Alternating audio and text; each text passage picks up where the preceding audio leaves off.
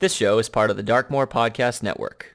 To join our community Discord or see more content from our members, visit darkmoorpodcasts.com.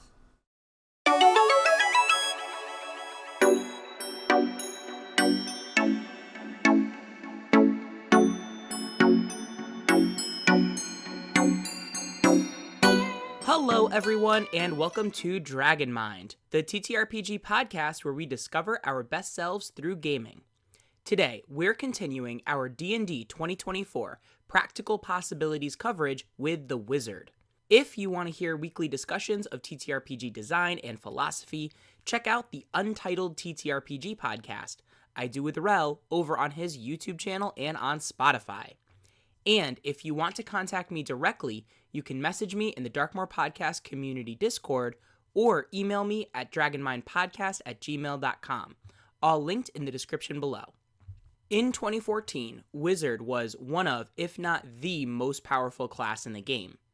Although it had the lowest hit die and no armor training, its sheer access to a huge variety of spells allowed it to have an unmatched aptitude in solving a variety of encounters, whether through combat or utility.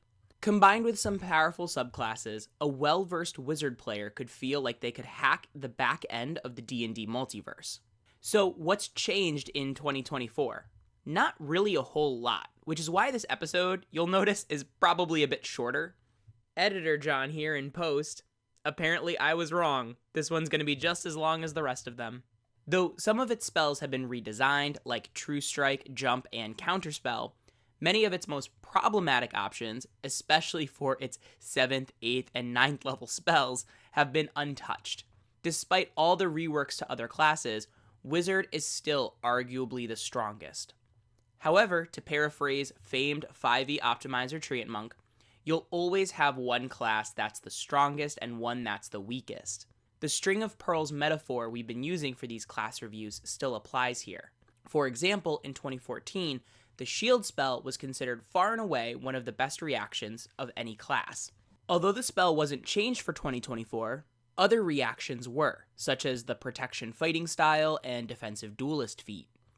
Wizard has had few changes, but the gap between the strongest and weakest classes has been significantly narrowed.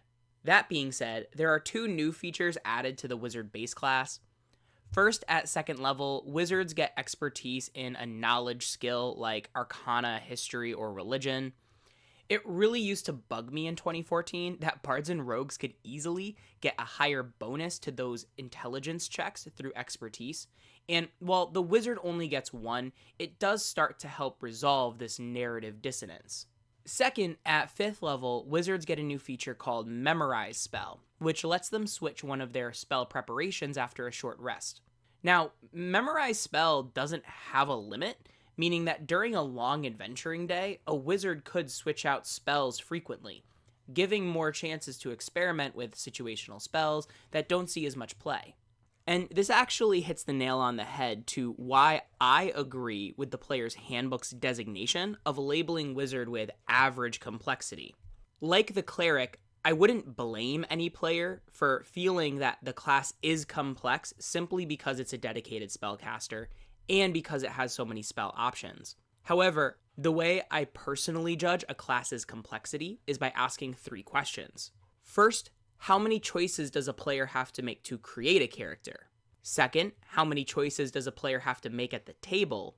And third, how much is a player expected to remember? To contrast the wizard with 2 previous examples, fighter requires a lot of choices that you have to make when creating your character. You have to pick the kind of equipment it's going to use, which is going to determine your stat array. You have to figure out your fighting style, your feat build, and now your weapon masteries. But when you actually bring your fighter to the table, there's not really a whole lot of different choices. Pretty much hit with your melee weapon if they're next to you, hit with your ranged weapon if they're too far away. And there's not a lot to remember either. Really, you just have to remember how your weapon mastery works. And if you add a complicated subclass like Psy Warrior or Battle Master, you have to remember how those individual subclass mechanics function. With Rogue, you have even less choices that you have to make to create the character. Rogues tend to be pretty straightforward with their builds. Dexterity is usually their highest score. You don't have a fighting style you have to select. Yes, you have weapon masteries, but unlike the fighter, there's not as many options that you have to choose from. And when you get to the table, the play style is a little more narrow. You have to just position yourself in a way that's going to get you sneak attack. And really, all you have to remember is that you have a bonus action, and you have to remember what triggers sneak attack. Compared to the other classes in the game, Rogue has a fairly low complexity. If we look at it through this lens, with Wizard, there's no equipment to keep track of, because it doesn't really have a lot of weapon or armor proficiencies. And when it comes to class features, there's really not a lot to keep track of either. To create a wizard, the biggest choice is our spell selection. That also determines how many choices we have to make at the table and what we're expected to remember. Although there are a lot of options to consider, it's only one resource to track, which counterintuitively makes me believe that this class is less complicated than some of its spellcasting peers. For example, something like Sorcerer has sorcery points to keep track of in metamagic. So in addition to all of its spells, it has all these other little dials to turn and levers to pull. Druids have Wild Shape, and not only is that a separate resource and its own bag of beans with having to learn how stat blocks work, now you can also do alternative things with your Wild Shape. And even clerics have their channeled divinities to keep track of. While the spellcasting is a little more predictable than the wizard, you still have multiple resource pools to track, which gives you more to remember. In addition, because wizards get more spells, counterintuitively, I actually think this means that players have less pressure to pick quote-unquote right spells.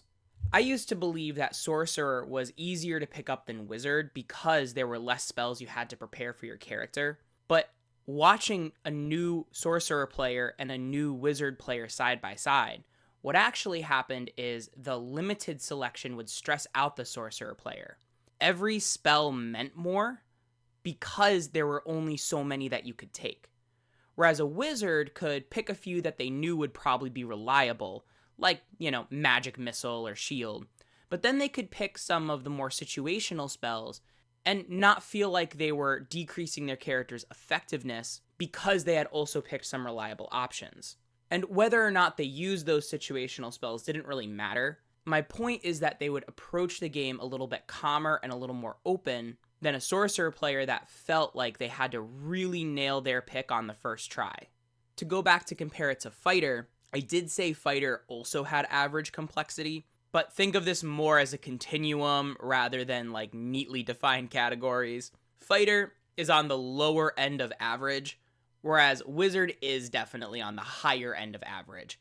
I just think that there are some classes that are much more difficult to play.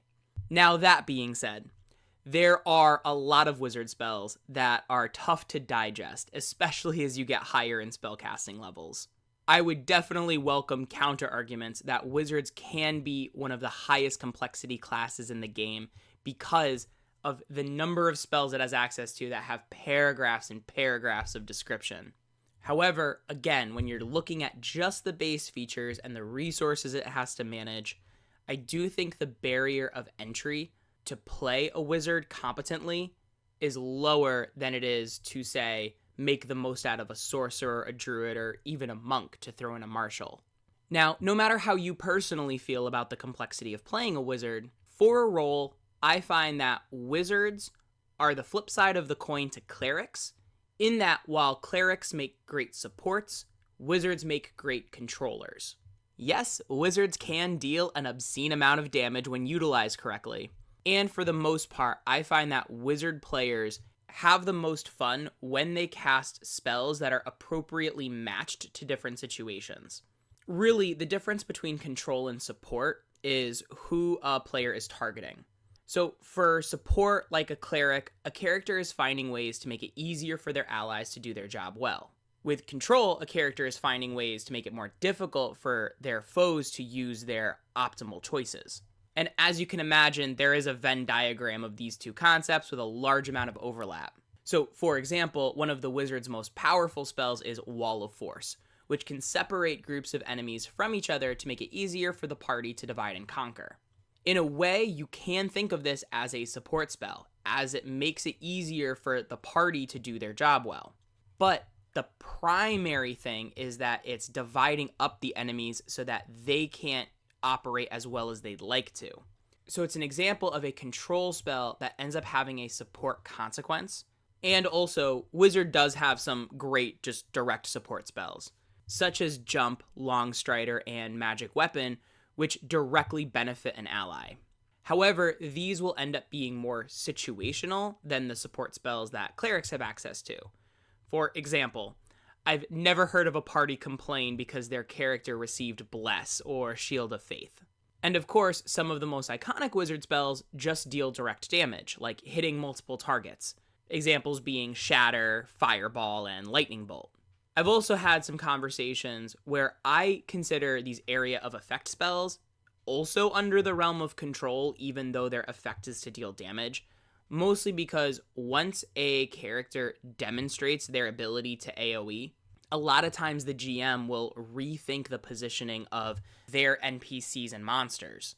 In this case, I would say damage is the primary role, but it ends up having these secondary control consequences because you're demonstrating your ability to punish your opponents if they end up in certain formations.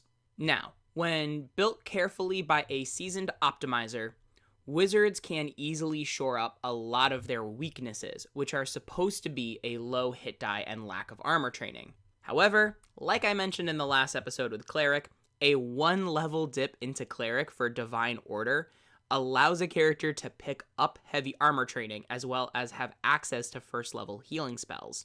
The most things that new players would think of as wizard weaknesses can easily be filled in with a little bit of multi-classing. However, if we're looking at the wizard through the lens of that new player, they may not be thinking of optimization, or they may find that this 1-level cleric dip really doesn't match the concept for their character. So we're going to talk about the wizard's weaknesses, assuming that it isn't multiclassing, but just know that due to this nature, this is why wizard is arguably the most powerful class. So first, wizards are what many would call a glass cannon. They hit really hard when used well, but can also be knocked out easily if targeted. Their low hit points and low armor class make them vulnerable targets to ranged damage dealers. Now, second, as a spell casting dependent class, wizards highly rely on the verbal components of their spells. Last time I told a story where a DM set up a rival adventuring party as the final boss of a one-shot. Each member of that rival party was a fully built player character with some optimization. However, as players, using a combination of plant growth and silence, the rival party found themselves unable to move and unable to cast spells. And so what was planned as this complex exchange ended up being an unintended cakewalk for the party. So just know, should a wizard find themselves without the ability to speak or in an anti-magic zone, their entire function just goes out the window. This kind of situation is highly unique, but it's one that you should recognize when building your wizard. Moving on to subclasses, looking at them in order of simplest to most complex, the first we'll start with is the Evoker. Each of the wizard subclasses has a Savant feature, which used to be completely unused at every table I was a part of back in the 2014 version. It used to let wizards of certain schools copy spells into their spellbook easier, but it assumed a game style where the DM was giving away spell scrolls and spellbooks as a loot. But now, the Savant features just grant 2 bonus spells when the feature is gained at 3rd level, and each time you get a new spell level, you get a bonus spell of the school which your wizard specializes in, which for the Evoker would be evocation spells. So at level 3, the Evoker gets 2 extra 1st or 2nd level evocations, and will continue to get more evocation spells as it gets higher spell slot levels. In terms of effects, evocation spells are really the most straightforward. They usually just deal damage over an area of effect. In addition, at 3rd level, Evoker wizards deal damage with their cantrips, regardless if they miss or if the target succeeds on their saves. It's a simple feature that increases the reliability of their simplest spells. Now, later on, the Evoker can sculpt their area of effect around their allies, making sure to just hit their enemies, and this has been buffed slightly. In 2014, you could allow your allies to automatically succeed their save, but I believe they'd still take half damage. Now you can make sure that your allies are unharmed while your AoE only hits the targets you intend to. And eventually, Evokers can add their intelligence modifier to the damage of their evocation spells. Overall, Evoker is very similar to the 2014 version, with some slight revisions and potent cantrips being swapped in place with sculpt spells. Now, I've got to admit that for these next three, I've really been pondering which one is the most complex and the least complex. And like I mentioned with like Sorcerer, Druid, and Wizard, the reason I ordered these in this way mostly has to do with how much you have to keep track of. To be honest, I could find any of them being seen as complex by new players, but this is the best guess that I have for right now. So with that out of the way, the next in terms of complexity is Illusionist, which starts simple enough.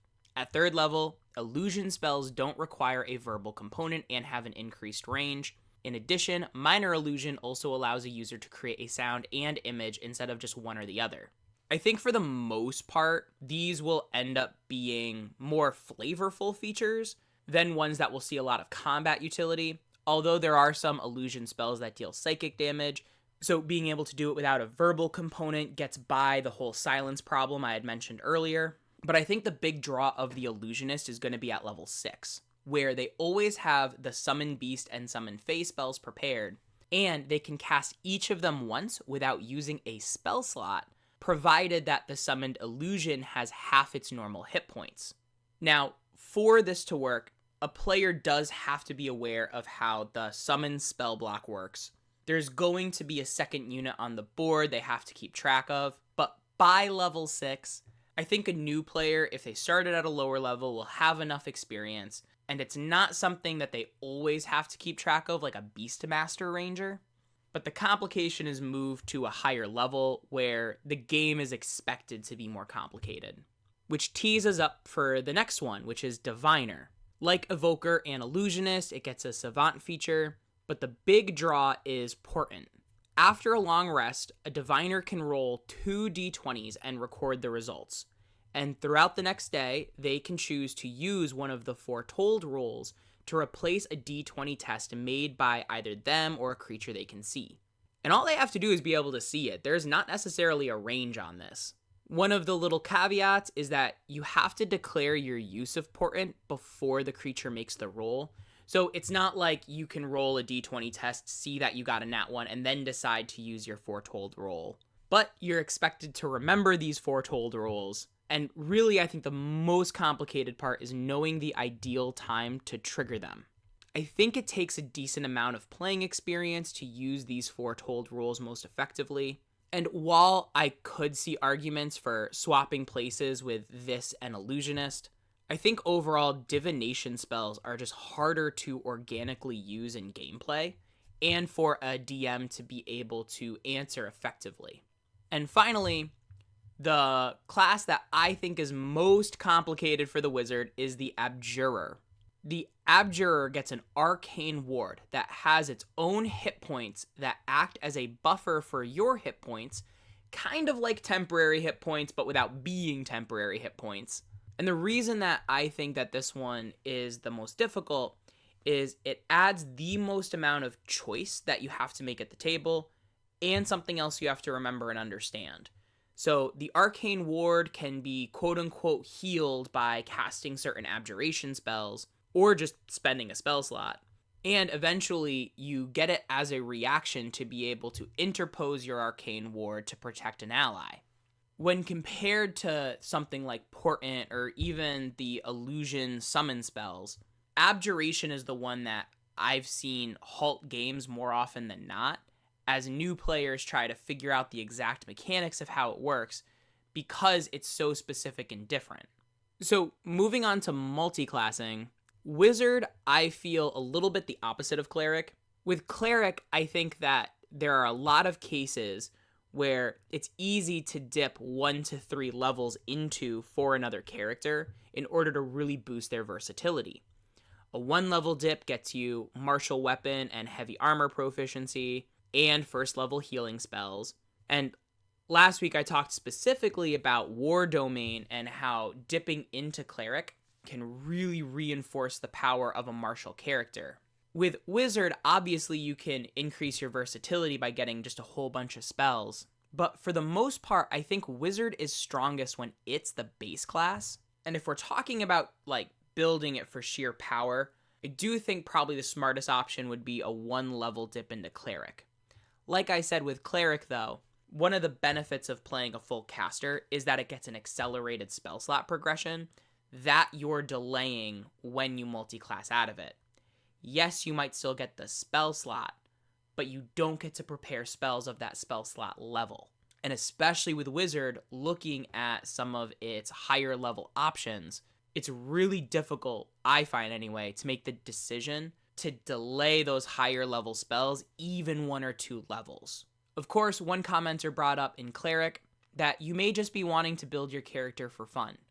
Or if you know that the campaign is either going to have a static level or a level that you're building up to, so for example, Curse of Strahd is for levels 3 through 10, then you may be more willing to leave your main class's progression to pick up a level or 2 of a different class to round them out.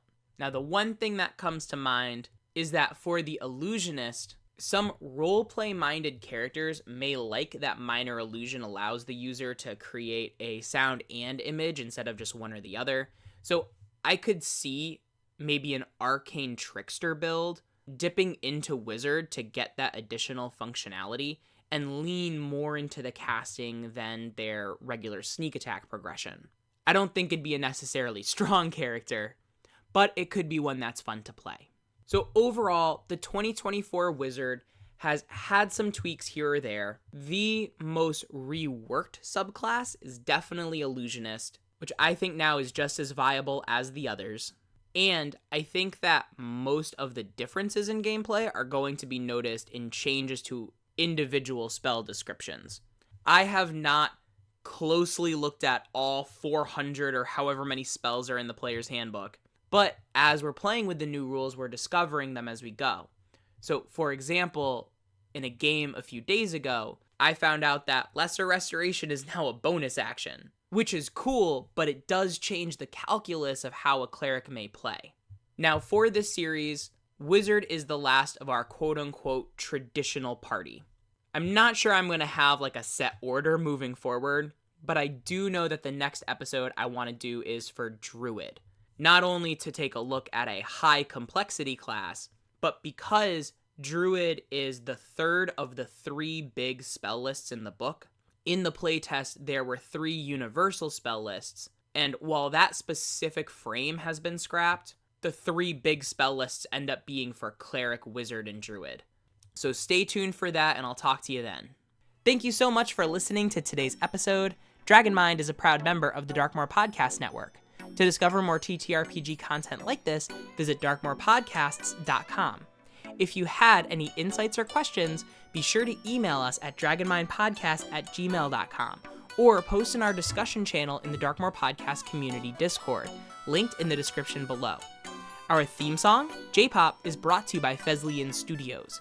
You can check out more of their awesome work at thesleyanstudios.com. Have an awesome day, and remember, your story matters. Bye-bye now. Well, Grimton, Morlinde and Ulrich are gone. We're in a new, unfamiliar land of Kolgafir.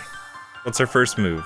Polaris, I'm not too certain, but I did hear Fishbelly talking about something. Oh, yeah.